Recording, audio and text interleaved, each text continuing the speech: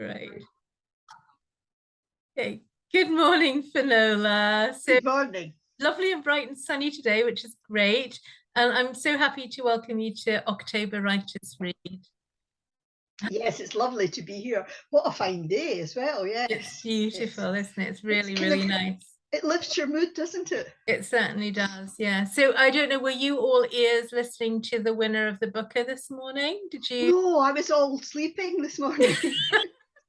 Right, okay, well, it sounds like a really great book set in Sri Lanka.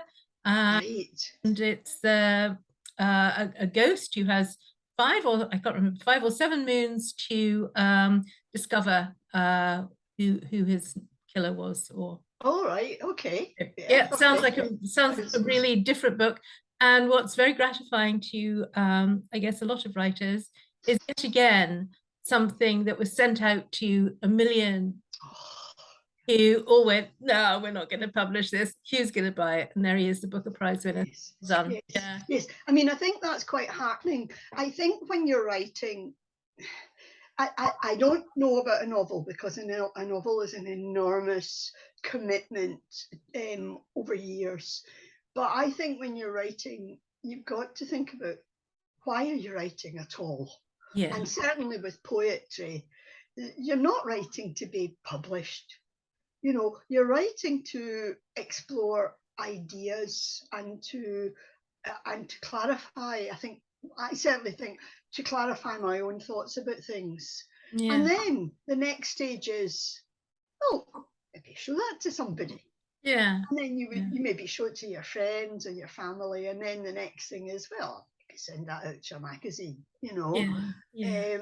And I think the more you find out how magazines work, the less you're cut up about the fact that you didn't get into that magazine. And certainly with competitions, there's so many fantastic people writing that the very idea to think that you might win a competition, I think, is quite quite a bold idea, to be honest. Yeah, I know. Yeah, there are so many, but you're quite prolific. You look at I've got 3 of your pamphlets behind me on the little screen up. Right. Yeah. And, yeah. I mean, I do write a lot. It's kind of what I do, you know. I never did it when I was working. I mean, I only started this when I stopped working. I had no time to do this. But you just feel, you know what it's like. You have an idea. And, with me, it's often a political idea or historical idea or an idea about the environment or something. And you think, oh, I wonder if I could pin that down. Is really what I think about more than anything, is the pinning of an idea down and the teasing of it out to see, what do I really mean? What do I really want to say here? And I've got a lot of friends who we crit each other's work, and the great thing he'll say is, what's the central idea of this poem? Because sometimes you lose the central idea yourself. Right, that's true. Carried away by a sideline. And if that happens, that's fine. You say, right, okay, I'll park the central idea just now and it'll go with the sideline. You'll travel off, right? Yeah, because maybe the sideline is more interesting. But sometimes you look at a poem and you think, that poem wants to be 2 poems. And so for me, it's all about ideas. And capturing those ideas. So when you have that nugget, when you have that first nugget, whether it's an environmental issue or a issue, do you have a little notebook and you happen to be somewhere on a train and you just I'm going to write that down? No, it stays in your head. Yeah, and you retain it. Yeah, I quite often write an entire poem in my head. Yeah, that's really impressive. Well, no, I'm just lucky. I do sometimes write things down and then I find them 2 weeks later and go, sorry, what exactly is that about? But I tend to pursue an idea, right? And I mean, certainly even this morning I woke up I went to bed last night with an idea. And I love doing that because when you wake up in the morning, your brain's been working on it all night. Yeah, well, that's true. Thank you, Do you Ray. think you were, because you said, well, I didn't come to doing this until, I'd stopped working, but I'm sure that you were writing. No, No. I was an English teacher. Okay, I right. don't often confess. I didn't when I started writing. I didn't confess that because I thought that people would have kind of foolishly high expectations of what I might write, But no, I wasn't writing at all. I actually thought that it was presumptuous to write when I was teaching the kind of stuff I was teaching, and I would never have thought that I could have dared to do it. But when I retired, or not when I retired, when I just chucked it in, I wanted to do something so that when people asked me what I was doing, I wouldn't just say, I'm retired. And they would look at me as if, oh, well, that's her. So I went to film studies classes and did all sorts of things and discovered that I really, really liked writing. And now it doesn't stop because you are. Never stops. Yeah, Never which is stops. fabulous. And so we hear one of your poems. Yes, I thought more than one, but maybe. I thought I would actually start with the one that's the title for Much Less Left Unsaid. Lovely. The book it's I never think I should have to explain the title, but sometimes maybe I do. It's that idea that often between friends there are things that we don't say to each other. There's things between family that we don't say. Sometimes pleasant things, sometimes unpleasant things, and I think it's worth examining why we don't say these things. So I wrote this poem, Much Left Unsaid. Deep night shifts, shudders. His defiant lungs creak, cracking silence. The guardian lamp keeps scattered focus sharp. Rafters sigh with burdens. Generations of memories lie folded in tissue. The room waits for a steady rhythm, holds stale breath. Outside, neon streetlights flicker, flash. His bedroom's now a cabinet of curiosities. Bedside table, a pharmaceutical clutter. Hunched in the corner, the arachnid Zimmer. Cufflinks and war medals rest redundant. Soft white cotton slides on mottled skin. Bed rails jangle as chicken bone knuckles grasp in the dark. His skeleton head swivels, seeks the amethyst gift-wrapped hyacinths. I hold his hand, begin to sing. Oh my goodness. I'm just when you said about the two the room, I just took a breath actually. I took a breath of about what was actually going to happen next. Right. And then you took me onto that amazing journey, and I could literally see all of the things that you were describing as if I was sort of floating behind where you were. Amazing. Really. Thank you. I mean, it's something we've all got to face, but I think I wanted it to end tenderly because there's so much tenderness in these things, and often it's that you have to hang on to. It's the relationships that matter. It's the love that matters, and I think it's that you've got to find. Yeah. Okay. Can I take you to your next poem? Yes, this is a very different poem. I've tried to select poems that are very different from each other. When I go on holiday, which I love doing, I always get interested in the history of a place, and I quite often try and see the history through a person's eyes. Now, it's obviously a made-up person, but I'm one of these people that I love to research. So I'll quite often do a lot of research. Or when I'm there, this poem is set in Lanzarote, And I was fascinated by the concept of pirates and who are the enemy. Because in this case, the pirates were British. Right. We were the enemy. We were the We enemy. were attacking. We were the people that they were scared of. And I wanted to bring that out because I think it's quite important. We have this notion, and it's correct, you know, that the British were the heroes of the sea, but they were also given things called letters of marque, I think it was at one point, which gave them permission to attack other ships. On behalf of the British government, you know. So I wrote this poem. There's quite a few ideas threaded through it, but basically it's I was in Tiggy's Lanzarote, and there's a big castle up on the hill, and I read about the history of the castle, and then I made up a story, which is what you do, isn't it? You know all about that. Yes, yes. So, Tiggy's Lanzarote, 1619. Okay. Pirates enter on a day thick with storms. The shutters are snicked too late, the fincas barred in vain. Heavy cloud tricks the watchers, while sails hide furled at the coast. Death is here on the cobbles.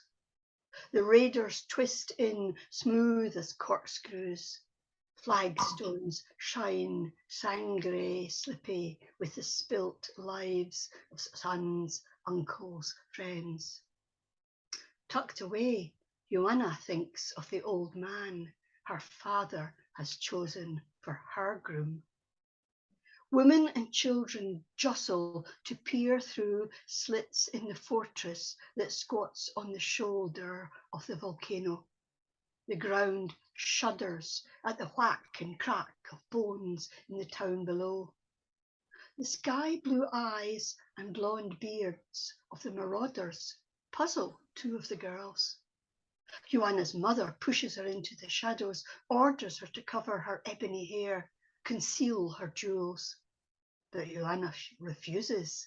Instead, she stands on tiptoe to marvel at the grit and spit of lava on the pirates' laughing lips.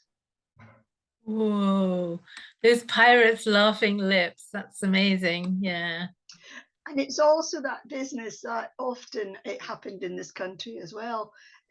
Young girls were married off to older men. Yes, yeah. And so I just imagined this girl knowing who she was meant to be marrying and seeing these blonde hunks, you know, when everybody on the island was dark, you know. Absolutely, so, yeah. So she's going, oh, I think go there instead. You can capture me. That's right. And why wouldn't you? Absolutely. Yeah.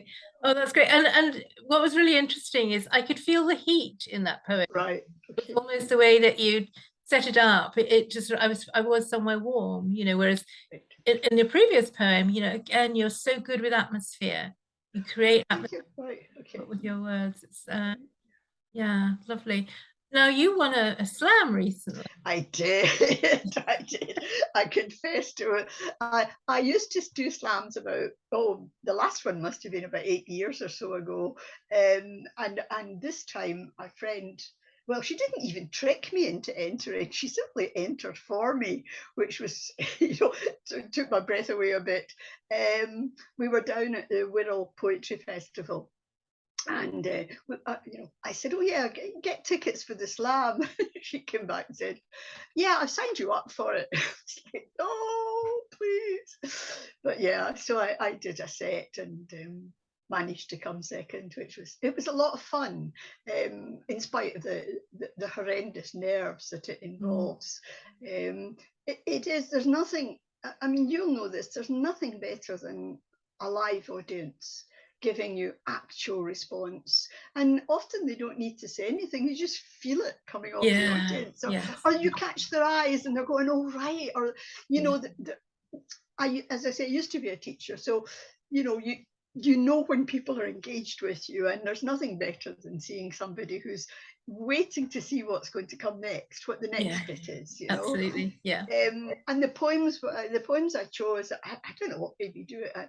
I write quite a lot of political stuff, and so I had a set of 3 fairly strong feminist poems, and there was a point in it where I thought, oh gosh, maybe I'm shooting myself in the foot here with this, but I thought, nah, I don't care. Just go for it. Well, exactly. You know, these poems matter to me. I want to share them with an audience, and it was lovely at the end to have people saying to me, "Oh, that was," and I mentioned specific things in the poems that got them. So yeah, so that's me. I've refreshed my slam-winning cranny credentials. No, that's great. I have to say the word, just even the word slam makes me go, oh, I can't do that. It's too much pressure. Totally. It's like, oh, it's a Absolutely. spoken word event. Oh, I'd love to be part of a spoken word event. Yes. No, you've got all the pressure. Suddenly it's a competition. Exactly. And there's a very strange thing about it. There's usually 3 rounds, which means you've got to have 3 strong poems. But there's a quandary. Do I start with my best poem? Because if I don't get through to the final, then my best poem won't be heard. So I might as well start with my best poem to get me through to the next round. But if you do that, you get through to the next round and you go, oh, what, I haven't got a good poem. So, you know, I mean, in my particular case, I changed the orders. I just went with the room, with what I felt the room was, you know, was enjoying. So yeah. But it is, I felt sick. I mean, literally felt sick. Yeah, well, especially as you hadn't signed yourself up for there was even more pressure on the challenge. Yeah. People didn't believe me, but my friend said to everybody, "Oh yeah, she was going to be sick beforehand." You carried it off beautifully. So, another poem from you, Finola. Are you going to share one from the slam, or are you going to share something different? No, I'm going to do this one. It's from the Tapsultiri book. I'm really pleased about the Tapsultiri book because I don't always write in Scots. And what happened was I've got a friend, Ethel Smith, who writes wonderful books about the Covenanters. And she asked me to write a poem to go with her book. And I've ended up writing, I think I'm on my 4th one now. She's got a new book coming out. And I found it intriguing to look at the language and see how it had changed and to see how powerful it was. So some things just require to be written in Scots. The poems find their own voices. I sometimes write in Glaswegian as well, and it depends on the voice of the poem. So this poem is about it's one of the Irish famines. It's set in 1850, and there's a hill down in Greenock called Lisle Hill. Now the name itself has got another story that I'll probably have to write. I mean, it's the whole slave trade, you know, taking Lisle Hill. Yeah. But it's where Scots used to go to watch boats coming over from Ireland. To see their families coming over, or where, in this case, someone Irish goes to see a relative coming over. It's called the Crowdy Brig, Lisle Hill.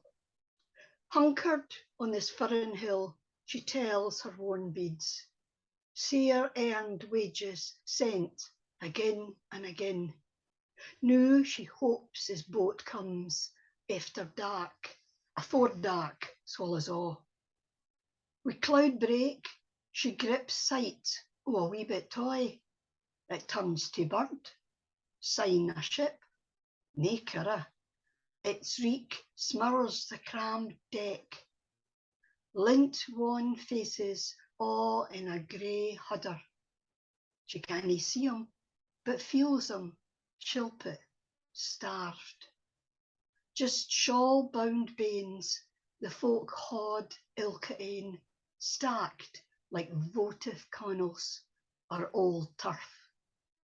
They tattered souls lean for it to catch this land's fat-bellied sang. Wheat, meat, milk, fish, oats, plenty. Oh my goodness, that whole sort of thought about seeing uh the ship and the people, and when I think you said the grey, Yeah. oh my gosh, yeah, that They were literally crammed on the deck, yeah, literally holding each other up. I yeah, mean, the journey wouldn't take that long. I mean, obviously they couldn't afford to go below deck, so they were standing on deck, and they had no coats or shoes. It was literally shawls and stuff. yeah, I mean, you know, I am intending to write a bit about the Scottish famine, because islands like Lismore and places were decimated by the potato famine as well. So I've got some ideas for writing about that too. yeah. But I think it needs to be recognised, you know, what happened in this country. And Absolutely. yeah. Yeah, absolutely. And you know, without sort of trying to venture too far into politics, but I think we fairly empathetic with each other on where we maybe stand.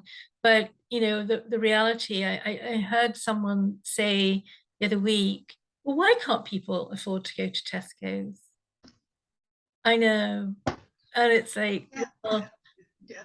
where have you been that Yeah. you don't know what the Yeah. reality of that situation is? And, Well, you I know, think people are very, very blinkered, and they only hear what they want to hear a lot of the time. You know, I've taught in a very, very wide range of schools. I've taught in Lenzie Academy, I've taught in Postle Park, I've taught in Drumchapel, and you know, I've seen a huge range of very bit different socioeconomic problems. huge, and I've seen children in these very good schools being decried for being poor, you know, because they live in a certain street.